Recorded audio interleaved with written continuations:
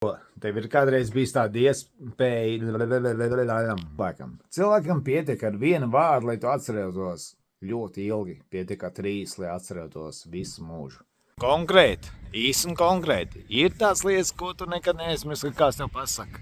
Šī nav reklāma, šis ir vienkārši gājiens prom. Tā arī ar dziesmām. Ir kāda dziesma, ko tu kādreiz sadziedi, un tev vienkārši skan viņa galvā. Jā, un šis ir tas moments, kad tu vari novēlēt savam mīļotajam dziesmu, ko nekad neaizmirsīs. Un tad tu atrod kādu citu dziesmu, un tu vienkārši nosūti savam mīļotajam. It kā personiski, bet vai tas ir personiski? Tev ir tāda iespēja izveidot savu personisko dziesmu. Tev ir bijis tāda situācija, kad kāds pasaka tev kādu vārdu, un tu neaizmirst ilgi, vai dzird kaut kādu skaņu dziesmu, un tā tev skan galvā un galvā. Tagad ir tāda iespēja, ka tu vari izveidot.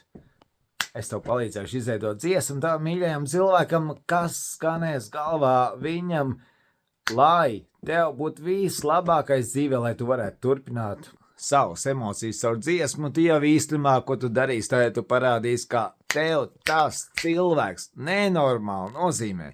Un jā, nav svarīgi, vai tas cilvēks būs tava mamma, tētis, māsa vai brālis. Kā parasti es saku, mirklis ir emocija, un emocija tu spēj ievīt mirklī.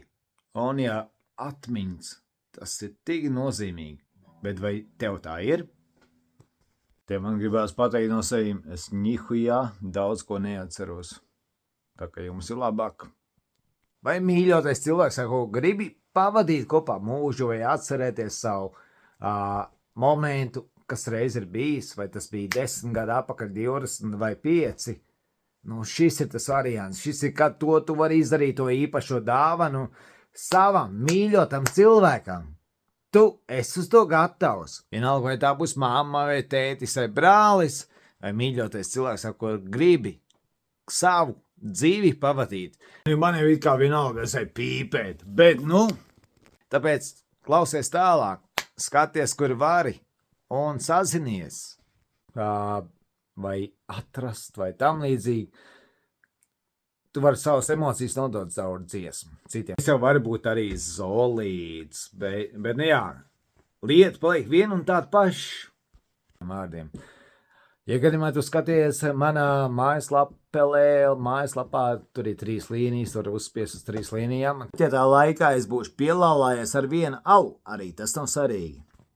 Tu vari paskatīties variācijas, kāds ir dažādiem cilvēkiem apakšā, vai paskatīties atsauksmes, ko cilvēki saka par manām dziesmām. Un ja tev liekas, ka es ir bišķiņ pielā vai kaut kas tam līdzīgi, es tāds ir diezgan bieži, jo man vajag 2 alas, un tad man rodās tā doma, ka es arī iejusties situācijā, nevis doma, bet es iejūtos situācijā, un es izveidoju dziesmas. Tā kā tajās brīdīs, kas iejūtos, saka, tu esi stulbs.